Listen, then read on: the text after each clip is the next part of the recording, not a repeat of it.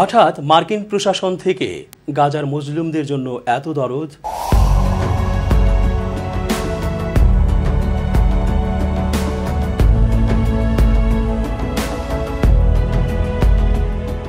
আসসালামু আলাইকুম প্রিয় দর্শক, সবার সুন্দর জীবন কামনায় শুরু করছি আজকের বিশ্লেষণ চেঞ্জ টিভির আন্তর্জাতিক চোখ অনুষ্ঠানে। আমি এস.জে. রতন স্বাগত জানাচ্ছি আপনাদের সকলকে। সাথে থাকুন পুরো আলোচনা জুড়ে। গাজা অঞ্চলটি তো প্রায় মাটির সাথে মিশে গেছে। ইসরায়েলি বাহিনী হেন অপরাধযজ্ঞ করেনি যা থেকে কেউ মুক্তি পেয়েছে। গাজাবাসীর পালিত ভেড়াগুলোকে পর্যন্ত তারা গুলি করেছে। ওই ভেড়ার পাল থেকেও নাকি প্রতিরোধ করা হয়েছে, তারাও নাকি অস্ত্র চালিয়েছে। গাজার লতা পাতা ফুল তারাও কি নাকি এক একজন সশস্ত্র যোদ্ধা? তাই সবকিছুকেই নিশ্চিহ্ন করেছে বর্বর ইসরায়েলি বাহিনী। তবে হামাস বসে নেই, নানা কৌশলে তারা প্রতিরোধ চালিয়ে যাচ্ছে। দীর্ঘমেয়াদে গড়াতে থাকা এই যুদ্ধে গাজাবাসীর জয় সুনিশ্চিত। ইসরায়েলকে সবকিছু দিয়ে সাহায্য করে যাচ্ছে আরেক মূর্খ রাষ্ট্র আমেরিকা। এবার হঠাৎ দেশটির প্রশাসনের গুরুত্বপূর্ণ ব্যক্তিটির কাছ থেকে শোনা গেল এক ভিন্ন বার্তা। ইসরায়েলের প্রধানমন্ত্রী বেনিয়ামিন নেতানিয়াহুকে গাজায় যুদ্ধ বন্ধের আহ্বান জানিয়েছেন যুক্তরাষ্ট্রের ভাইস প্রেসিডেন্ট কমলা হ্যারিস। বৃহস্পতিবার ডেমোক্র্যাট দলের সম্ভাব্য প্রেসিডেন্ট প্রার্থী কমলা হ্যারিসের সঙ্গে সাক্ষাৎ করেন নেতানিয়াহু। সাক্ষাতের সময় কমলা ইসরায়েলের প্রধানমন্ত্রীকে গাজায় যুদ্ধ বন্ধের আহ্বান জানিয়েছেন। অনলাইন বিবিসির খবরে তাদের আলোচনাকে গঠনমূলক বলে উল্লেখ করা হয়েছে। খবরে বলা হয়, নেতানিয়াহুর সঙ্গে আলাপকালে মার্কিন প্রেসিডেন্ট জো বাইডেনের তুলনায় অনেকটা স্পষ্টভাবে কথা বলেছেন কমলা। তিনি বলেছেন যে তিনি গাজায় হতাহতের বিষয়ে উদ্বিগ্ন। হোয়াইট হাউসে তাদের বৈঠকের পর সাংবাদিকদের সঙ্গে আলাপকালে কমলা বলেছেন, এখনই গাজায় যুদ্ধ শেষ হওয়ার সময় এসেছে। আল জাজিরার একটি প্রতিবেদনে বলা হয়েছে, নেতানিয়াহুর সঙ্গে আলাপকালে গাজা ইস্যুতেই বেশি কথা বলেছেন কমলা হ্যারিস। সেখানে তিনি গাজার দুর্দশার বিষয়ে চুপ না থাকার প্রত্যয় ব্যক্ত করেছেন। এছাড়া তিনি বেশ কয়েকবার গাজায় হতাহতের সংখ্যার দিকে ইঙ্গিত করে বলেছেন, ফিলিস্তিনিদের দুর্ভোগের দিকেও নজর রয়েছে। নেতানিয়াহু এ সময় ইসরায়েলের আত্মরক্ষার বিষয়টি উল্লেখ করলে কমলা তা স্বীকার করে গাজায় বহু নিরীহ বেসামরিক লোকজনের নিহতের বিষয়ে উদ্বেগ প্রকাশ করেন। গাজায় শিশু নিহত হচ্ছে, ক্ষুধার্ত মানুষেরা পালিয়ে বেড়াচ্ছে, আবার কখনো কখনো দ্বিতীয় তৃতীয় বা চতুর্থবারের মতো বাস্তুচ্যুত হচ্ছে সেখানের মানুষ। তিনি আরো বলেন, আমরা এই ট্র্যাজেডিগুলোর দিকে তাকাতে পারছি না। এমন নিদারুণ কষ্টের বিষয়ে অসাড় হতে পারি না। এ বিষয়ে আমরা চুপ থাকব না। এছাড়া কমলা নেতানিয়াহুকে গাজায় যুদ্ধবিরতি প্রস্তাবে সম্মত হওয়ারও আহ্বান জানিয়েছেন। কমলা হ্যারিস বলেছেন, এমনভাবে এই যুদ্ধ শেষ করার সময় এসেছে যেখানে ইসরায়েল নিরাপদে থাকবে এবং সকল জিম্মি মুক্তি পাবে। পাশাপাশি গাজায় ফিলিস্তিনিদের দুর্ভোগ শেষ হবে এবং ফিলিস্তিনি জনগণ তাদের স্বাধীনতা, মর্যাদা এবং নিরাপত্তার অধিকার ফিরে পাবেন। ইসরায়েলের আত্মরক্ষার অধিকারের প্রতিও নিজের সমর্থন পুনর্ব্যক্ত করেছেন কমলা। ফিলিস্তিনের স্বাধীনতাকামী সংগঠন হামাসকে সন্ত্রাসী সংগঠন হিসেবে উল্লেখ করে নিন্দা জানিয়েছেন তিনি। এছাড়া হামাসের হাতে যে সকল মার্কিন নাগরিক বন্দী রয়েছেন তাদের নাম তালিকাভুক্ত করা হয়েছে বলেও জানিয়েছেন যুক্তরাষ্ট্রের ভাইস প্রেসিডেন্ট। ফিলিস্তিনের সশস্ত্র গোষ্ঠী হামাস নিয়ন্ত্রিত গাজার খান ইউনিসে তাদের ভাষায় অন্তত 100 সন্ত্রাসীকে হত্যার দাবি করেছে ইসরায়েলি বাহিনী।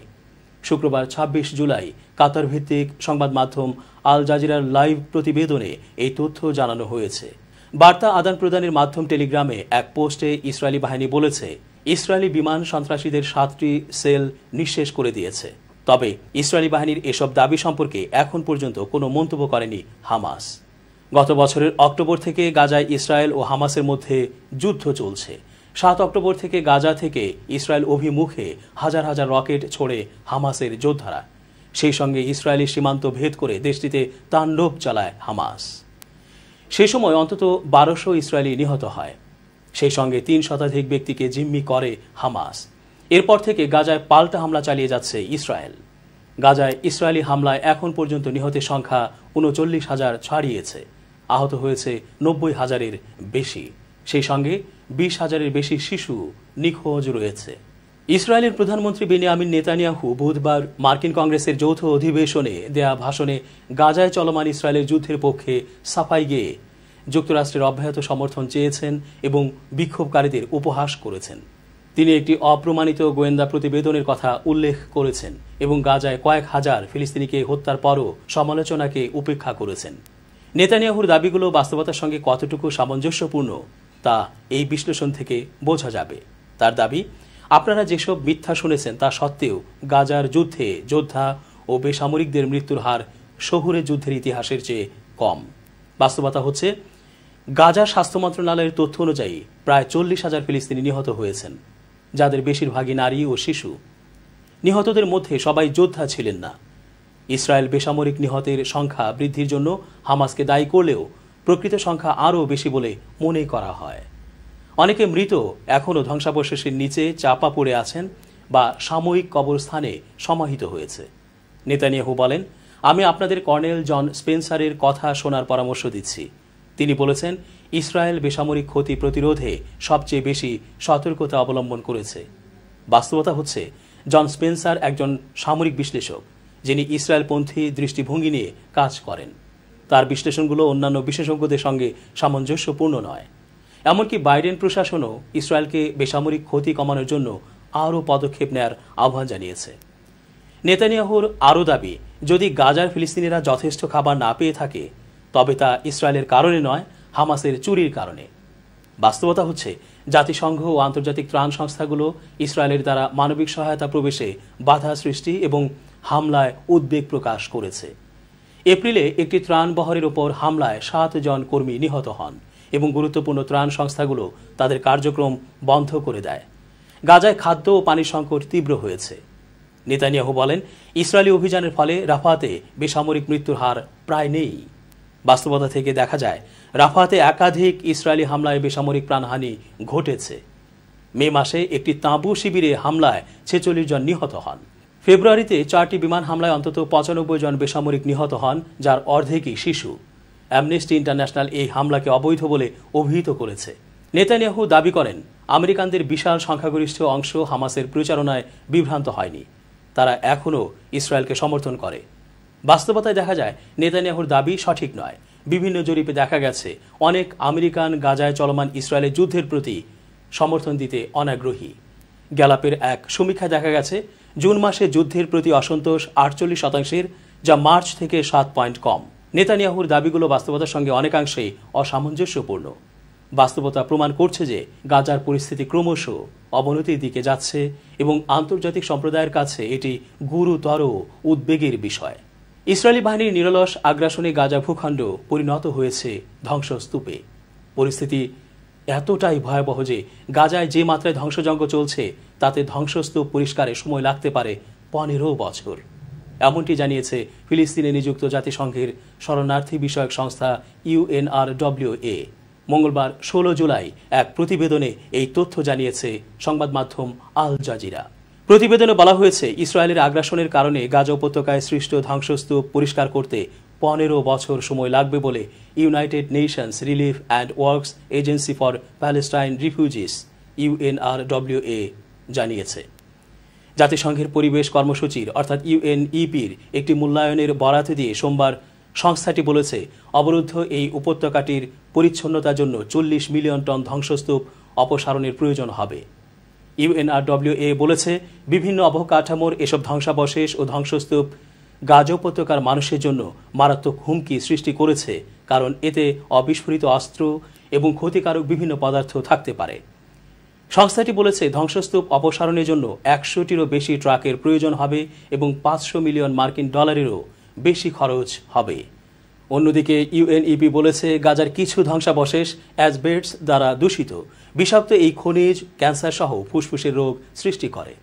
সংস্থাটি আরও বলেছে, গাজার ভবনগুলোর ধ্বংসাবশেষের নিচে বিপুল সংখ্যক মানুষের দেহাবশেষ চাপা পড়ে আছে।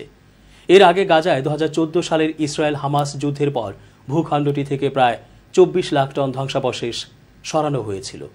UNEP মনে করছে, এবার গাজা উপত্যকায় সৃষ্ট ধ্বংসাবশেষের পরিমাণ 2008 সাল থেকে গাজায় অন্যান্য সংঘাতের জেরে উৎপন্ন সমস্ত ধ্বংসাবশেষের সম্মিলিত যোগফলের চেয়ে 13 গুণ বেশি। টানা 9 মাসের বেশি সময় ধরে চলা ইসরায়েলের নিরলস আগ্রাসনের জেরে খাদ্য, বিশুদ্ধ পানি এবং ওষুধের সংকট সহ গাজা ভূখণ্ডের বিস্তীর্ণ অংশ ধ্বংসস্তূপে পরিণত হয়েছে। গত মাসে সামরিক কর্মকর্তাদের উদ্ধৃতি দিয়ে ইসরায়েলের আর্মি রেডিও বলেছিল, গত মাসে 7 অক্টোবর থেকে ইসরায়েলি যুদ্ধবিমান গাজায় প্রায় 50,000 বোমা ফেলেছে এবং এর মধ্যে 2,000 থেকে 3,000 বোমা বিস্ফোরিত হয়নি। এছাড়া গত মে মাসে ইউএন ডেভেলপমেন্ট প্রোগ্রাম ইউএনডিপি জানিয়েছিল গাজার বাড়িঘর পুনর্নির্মাণে 2040 সাল পর্যন্ত সময় লাগতে পারে। ইউএনডিপির আরব রাষ্ট্রগুলোর আঞ্চলিক ব্যুরোর পরিচালক আবদুল্লাহ আল দারদারি সে সময় বলেছিলেন, আমাদের অনুমান অনুযায়ী গাজার সামগ্রিক পুনর্গঠনের জন্য কমপক্ষে 40 বিলিয়ন থেকে 50 বিলিয়ন মার্কিন ডলার খরচ হবে। আল দারদারি আরও বলেন, আমরা 1945 সাল থেকে এরকম কিছু দেখিনি। সামগ্রিকভাবে ফিলিস্তিনের অবরুদ্ধ এই ভূখণ্ডে ধ্বংসযজ্ঞের মাত্রা এতটাই প্রকট যে গাজায় মানব উন্নয়ন সূচক 40 বছর পিছিয়ে গেছে বলে ইউএনডিপি ধারণা করছে। আল দারদারি বলেছেন, গাজায় গত 40 বছর ধরে মানব উন্নয়নে হওয়া সমস্ত বিনিয়োগ নিশ্চিহ্ন হয়ে গেছে। আমরা প্রায় 80-এর দশকে ফিরে গেছি। দর্শক, আজকের মতো শেষ করছি এখানেই। নিরাপদে থাকুন, যেখানেই অসঙ্গতি দেখবেন কথা বলে উঠুন। সবার মঙ্গল কামনায় বিদায়।